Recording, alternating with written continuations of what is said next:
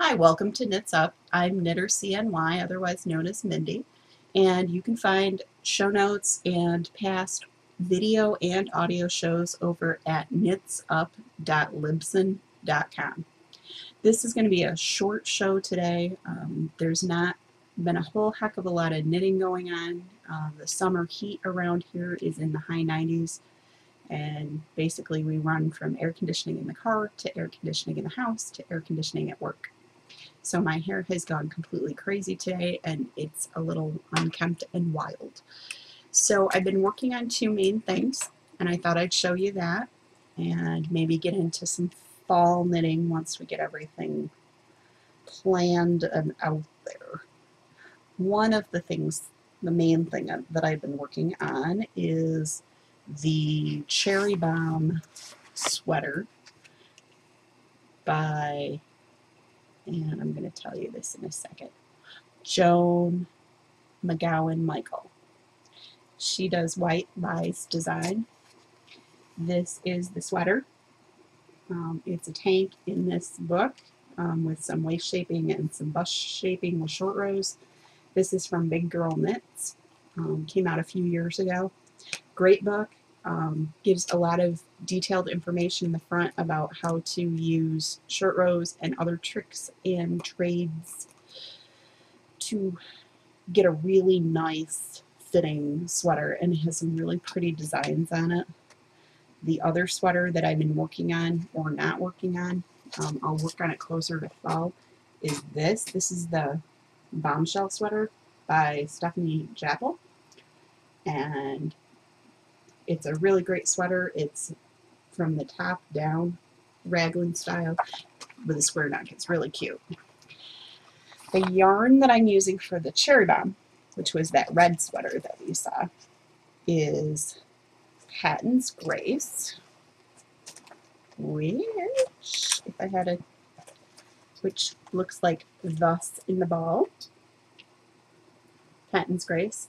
It's a 3 on the US scale. That's a lightweight or DK weight. It's 100% mercerized cotton. Mercerized means it's been exposed to a caustic agent, which basically smooths and strengthens the fiber. Cotton has very little memory. It won't like bounce back like wool, but it makes a great sweater in the heat. And one of the things that I'm planning to do is at the end of August, I'm going to be going out to California for a week. I'm going with a friend, various children, and a friend's mom on vacation. So that'll be a lot of fun. But California is quite warm, I hear. So I thought I want something I can either wear on the plane. That's the plan, is wear it on the plane, because cotton's also warm when it needs to be. I don't know why, but I wanted to make, something with a little bit of sleeves. So I made, this is the tank portion. It's all completed. And that's the back. This is the front. It doesn't look like much now, but I'm also working on the sleeves. And the way I'm doing them is they're set in sleeves, but they are seamless. You cast on here, you go around. Armhole is ridiculously large, but it'll work with the sleeves that I have. And the way I'm making the sleeves is there's a short row class by Carol Feller that is on craftsy.com. And it's a free class at the moment. So I signed up for that. I used the Japanese short rows, which involve a bunch of safety pins / other things to do bust shaping. And this is not going to show up very well. This is the front though, but you can kind of see little wedgy things here. This is the side, this is the front, this is bust row shaping. And basically what that does is it gives you a little extra fabric in the front where you need it most, so that your sweater doesn't end up with the front being like this and the back being like that, because something's in the way up here and it's raising that hemline up because it has to take extra room for the bust. And the short rows help alleviate that problem, so your hemline will actually hit the same way all the way around. I don't know if you've ever tried on t-shirts or anything that doesn't have that sort of shaping. It just does not look right. The other sweater that I'm probably going to take out there is the pucker sweater by Norgon that is made out of Seduce. I have a white sweater that's like that. I'm not sure about that because it's heavy and it's rayon. A lot of rayon, but it's got linen and things in it. So I can highly recommend the Carol Feller short row class on Craftsy that's free. The class notes are very good. The free classes do not have the instructor-student back and forth like the regular classes do, but it's very clear, concise, and the demos are really good.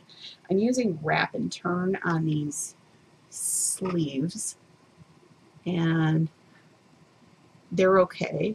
They're a little wonky here because I twisted the first stitch as I was knitting around, and it just looks a little odd, but I think because cotton kind of shrinks up, it's going to be okay. And frankly, I don't really care because I don't want to seam anything. So that's the big project. I have a sleeve to make and another sleeve to make, but I'm not going to have to finish anything. And the finishing around the neckline was just garter stitch. So knit, knit, knit, knit, knit, and a purl because I was doing it in a round. It's a really good pattern. It's written well. Her short rows are a little different than other people's, but it works out okay. The other thing that I've been working on and then I ripped out was a shawl that I have. And I probably should have finished this row, but you'll get the idea. This is the shawl that is out of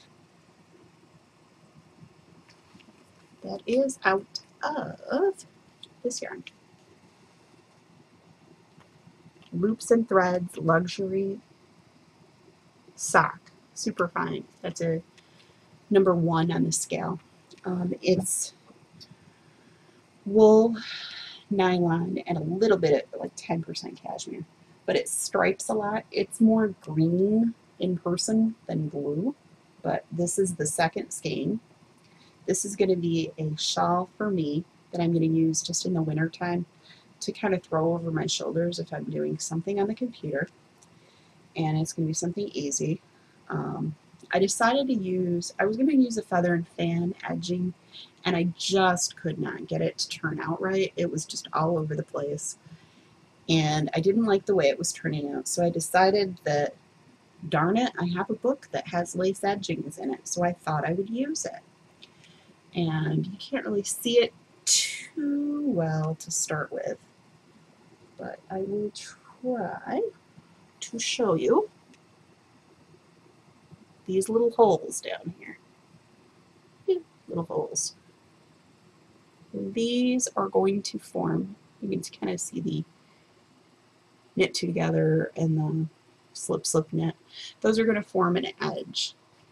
And you say, what is said edge going to look like? Well, I'm going to cover the pattern. Said edge is going to look like this.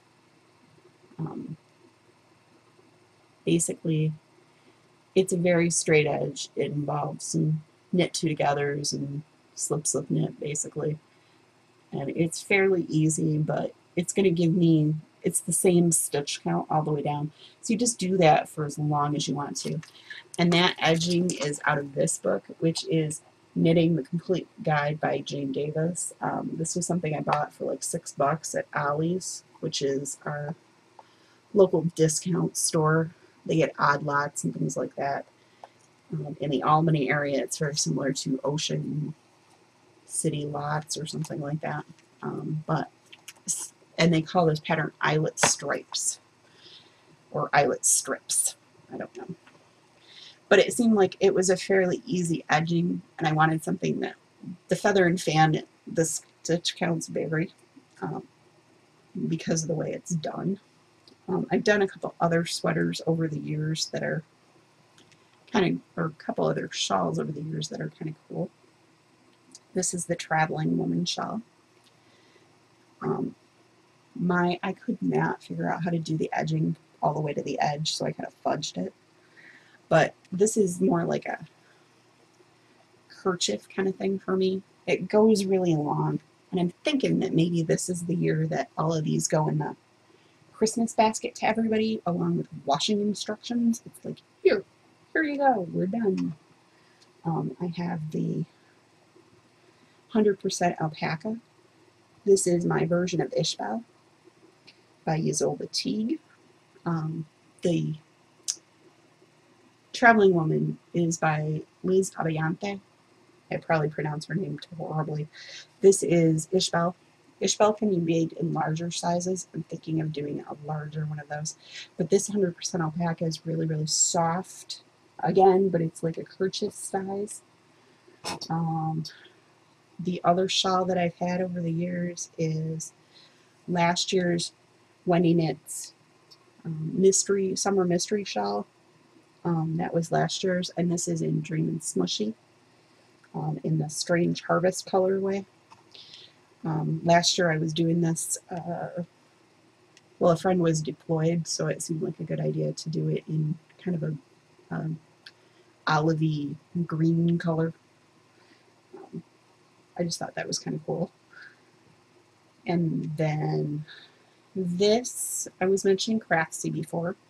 Craftsy is really nice. They have good stuff. I'm showing you. Am I showing you the back or the front? There's the front. This has not been blocked. This is Skywalker.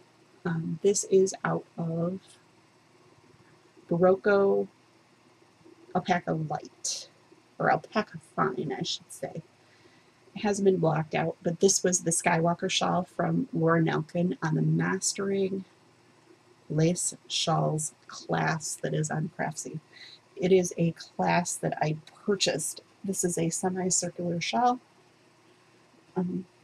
shawlette for me.